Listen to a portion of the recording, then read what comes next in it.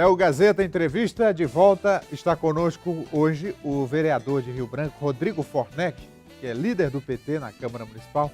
Daqui a pouco vamos falar sobre a atuação do vereador, falar de eleições, falar do clima político. Mas antes, deixa eu falar aqui do nosso parceiro, COPSERG, a Cooperativa de Trabalhadores do Acre, que faz um trabalho social, né, que oferece oportunidade de geração de renda para milhares de famílias. Ser um cooperado é estar presente, é unir forças, é confiar no futuro. Ser um cooperado é acreditar no trabalho, estar sempre pronto, com a certeza da vitória. A COPSERG acredita no cooperativismo como instrumento de integração, desenvolvimento e prosperidade.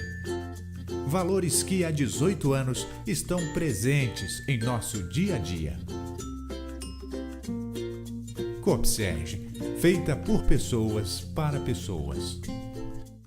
Muito bem, conosco aqui o vereador Rodrigo Fornec. Aliás, hoje a Câmara Municipal está retornando às atividades depois do recesso. Vereador, com 6 vereadores candidatos nessas eleições, vai dar quórum para fazer sessão? Porque eles vão buscar os votos, né? Sim, sim. Primeiro, agradecer mais uma vez esse espaço aqui de diálogo com a população. E eu acredito que o quórum vai permanecer. Inclusive, já foi conversado um pouco com todos os que são pré-candidatos, né, tanto na esfera estadual quanto federal, para que os trabalhos legislativos não tenham prejuízo, não sofram prejuízo. Começa pelo presidente, que tem que dar exemplo, né? Exatamente. Temos o presidente, temos membros da mesa também, o Dr. Jackson Ramos e outros que são pré-candidatos, mas eu acredito que eles vão dar, sim, um bom exemplo.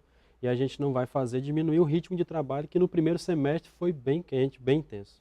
Vereador, eu quero começar pelo Estatuto da Família, que recentemente o Tribunal de Justiça do Acre, por unanimidade, suspendeu a vigência da lei e o senhor foi um dos que foi contra essa lei e agora vem uma posição oficial do Tribunal de Justiça, a OAB e o Ministério Público já tinham se manifestado contra, inclusive propuseram a ação. Sim. Como é que o senhor avalia todo esse processo? Primeiro, eu acredito que a gente apreciou a matéria de maneira desnecessária. Não cabia naquele momento apreciarmos tal demanda no âmbito do município, com tantas outras matérias que nós poderíamos ter dedicado à energia da Casa Legislativa. Mas como a matéria caiu para ser apreciada, desde o início eu me posicionei contrário por entender que era uma demanda inconstitucional, de primeiro plano. E segundo, que ela feria muitos princípios, muitos conceitos que a gente entende compreensão desde o conceito de família a outros itens dentro do próprio projeto, a composição do conselho, que era bem falha, bem duvidosa. Tem um detalhe aí, antes do senhor perder o raciocínio, eu quero dizer o seguinte, às vezes tem gente que confunde esses conceitos que são constitucionais com conceitos ideológicos do PT, por exemplo. Uma coisa é uma coisa, outra coisa é outra coisa. Né? Sim, são coisas distintas, até porque o projeto ele estava prevendo a atuação, a atenção do município de Rio Branco para com determinadas famílias. E a partir do momento que ela selecionava um modelo de família, ela excluía outros. E a Constituição brasileira, o Supremo Tribunal Federal, que é o guardião da Constituição, já está pacificado em relação ao entendimento do que é família aos olhos do Estado, aos olhos do poder público, e não aos olhos de cada um, ou mesmo da sua religiosidade. Então não debatemos religião. Não debatemos o conceito de família para dentro do seio familiar de cada um daqueles que nos acompanham de casa aqui. E pelo contrário, nós debatemos qual é a família que o Estado brasileiro, que no caso a cidade de Rio Branco, tem que dar a sua devida atenção. E nesse caso, nós não podemos restringir políticas públicas, desde a área da saúde, da educação, da assistência social, a nenhum modelo de família.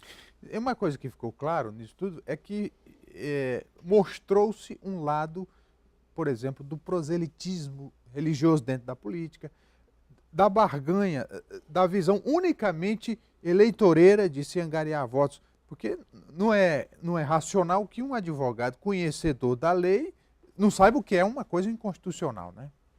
Tem uma série de fatores por detrás desse projeto, né? Muitas vezes você é levado a votar porque não quer causar constrangimentos em ambientes familiares ou mesmo no meio dos eleitores, mas eu acredito que ali dentro da Casa Legislativa a gente tem que votar conforme o que é correto e conforme a nossa consciência. Quando me perguntam por que cada vereador votou de determinada maneira, eu sou muito tranquilo em dizer, cada um votou conforme a sua consciência.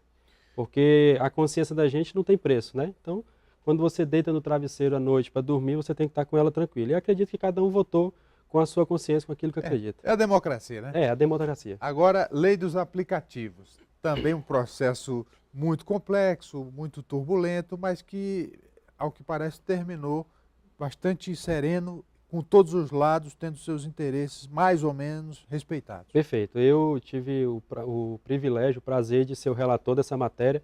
É uma matéria de origem do Executivo, né, a Prefeitura que encaminhou.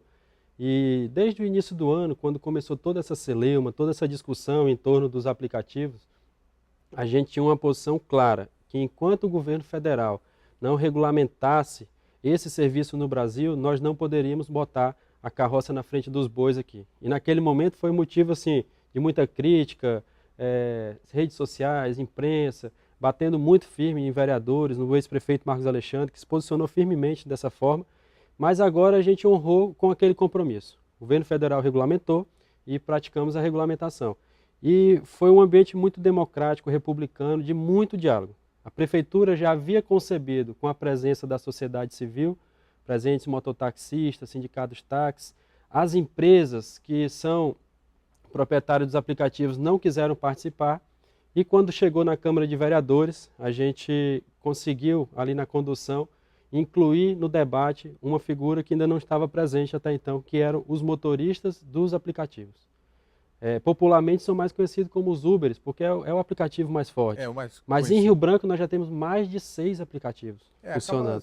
Que vai ser uma tendência. Isso. Né? Então a gente conseguiu, com muito diálogo, e aí vale aqui um registro e um agradecimento aos 17 vereadores que buscaram esse entendimento também.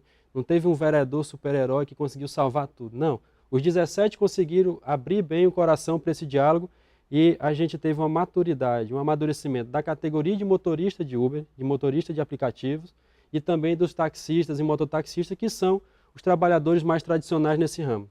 Ao final, fizemos poucos ajustes na proposta encaminhada pelo Executivo e tivemos uma matéria que foi consenso entre todos os motoristas e consenso entre todos os vereadores e foi aprovada por unanimidade. Agora, falando do papel do vereador, porque tem gente, o cidadão comum, que não conhece bem, profundamente, o papel do vereador. E o senhor tem uma iniciativa junto às crianças, né, junto ao ensino fundamental, para ir formando na cabeça do cidadão o entendimento. Mas eu quero ampliar o olhar. Né? Às vezes, essa confusão que a população faz com o vereador, o papel dele, às vezes com o papel do prefeito, do deputado, existe muita desinformação. Né? Sim, sim, existe uma falta de informação enorme. Eu costumo dizer para outros colegas parlamentares, né, deputados federais, estaduais, que no senso comum, às vezes, a expectativa com o vereador, com o deputado, ela é praticamente a mesma. A gente tem que esclarecer muito para a população as competências, quem cuida da cidade, o que é cuidar da cidade, o que é cuidar do Estado, dentro da cidade, o que é de responsabilidade do município, o que é de responsabilidade do governo, qual o tamanho do alcance da atuação parlamentar de um vereador ou mesmo da prefeitura. E esse trabalho ele não é fácil, ele é bem complexo mesmo, porque a organização do Estado brasileiro ela é muito complexa. E a gente tem feito um trabalho junto às crianças, de esclarecimento, levando informações para que elas possam ter cada vez mais clareza de quem cuida de quem na nossa cidade. Inclusive, o começo da nossa conversa é um bate-papo dentro da sala de aula, colocando quem cuida da cidade, a responsabilidade da prefeitura, a responsabilidade do vereador, da Câmara de Vereadores e a responsabilidade do cidadão. Essencialmente, trabalhando um conceito mais amplo de cidadania com essa turma pequena. Lembrando que é o seguinte, o vereador ele tem o dever e a obrigação, mas tem uns que não cumprem não, viu, vereador? Né? Eu tenho tentado cumprir, inclusive estou aproveitando essa oportunidade para fazer uma espécie de prestação de contas desse primeiro semestre. Não estou me referindo ao senhor de modo porque eu acho que é importante. A população paga o nosso salário, a população nos acompanha através da imprensa, das redes sociais, e nós temos sim que dar a cara, dizer o que temos feito, dizer o que pensamos, que eu acho muito importante isso também. Não adianta você querer agradar a todos, você tem que ter coerência naquilo que pensa e tudo que trabalha. Nisso, o senhor, os parlamentares do PT têm mérito, né? É preciso reconhecer que vocês não ficam em cima do muro em hipótese alguma. Então são coerentes na defesa de suas ideias. E na política você não pode ficar em cima do muro, você tem que ter lado em todas as opiniões. Ao passo em que eu faço esse trabalho com as crianças, também sempre que sou convidado nas escolas de ensino médio, também vou para debater sobre qualquer tema. E fui provocado sobre diversos temas e não tenho problema de colocar minha opinião. E mesmo se eu não tiver uma opinião clara a respeito do tema, assumo isso e me comprometo a pesquisar, aprofundar um pouco mais para depois estar socializando. Vereador, esse ano, apesar da eleição, mas tem aí uma série de questões importantes para serem votadas na Câmara e debatidas. Como é que o senhor avalia a interferência do clima eleitoral nisso? Eu acredito sim. A Câmara de Vereadores, nos últimos tempos, ela tem sido um ambiente da arena política muito forte, né, de boas disputas. Nós temos uma candidatura do ex-prefeito ao governo, o prefeito Marcos Alexandre, e isso faz com que muito se debata no âmbito da Câmara Municipal. Porque era prefeito, candidato a governador. Então, os erros e os acertos são explorados nesse julgados, ambiente. né? Então, o ambiente da Câmara também vai estar um pouco contaminado com o período eleitoral. Mas acredito que as matérias ordinárias, que são importantes para a população, a gente não vai deixar de debatê-las por causa da eleição. A exemplo da LDO, que foi debatida recentemente, a lei orçamentária do ano que vem, que a gente precisa debater com muita responsabilidade, chamar uma audiência pública para a população entender quais serão os gastos no ano que vem, e outras matérias de natureza tanto do Executivo como dos próprios legisladores, para a gente estar construindo. Agora, nós estamos acompanhando aí as convenções, a Frente Popular realizou aqui em Rio Branco, já no Juruá, e uma surpresa foi a quantidade de militantes na convenção aqui em Rio Branco. Acabou dando uma mexida no cenário, né? Teve as provocações, o que é natural. Como é que o senhor avalia esse processo que já começa oficialmente? Né? Eu acredito que a gente passa por mais uma eleição onde parte da oposição acredita que a eleição está ganha.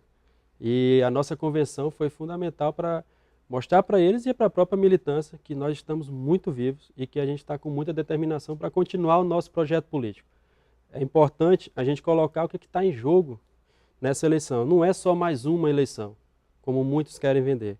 Essa eleição ela vai ser determinante para saber se a oferta de serviço público no Acre, que a gente vem tentando aperfeiçoar o máximo possível, universalizando o ensino fundamental, o ensino médio em todos os municípios, tentando fazer um trabalho forte na saúde, na cultura, em outras áreas, se isso vai continuar ou não.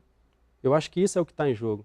E a gente tem um compromisso de fazer com que o Estado, a força do poder público no Acre, por mais que precise ainda de melhorias em alguns aspectos, em algumas áreas, mas que ela não recue, porque isso é fundamental. Muito bem. Vereador Rodrigo Fornec, líder do PT na Câmara Municipal de Rio Branco. Obrigado pela vinda, vereador. Eu que agradeço mais esse espaço e queria deixar à disposição não só do programa aqui da empresa, mas também de toda a população que queira acompanhar nosso trabalho e convidar, acompanhe os trabalhos na Câmara de Vereadores, que desde hoje já está funcionando normalmente até o final do ano. Muito bem, vamos fazer um intervalo, daqui a pouco a gente volta com o Gazeta Entrevista. Até já.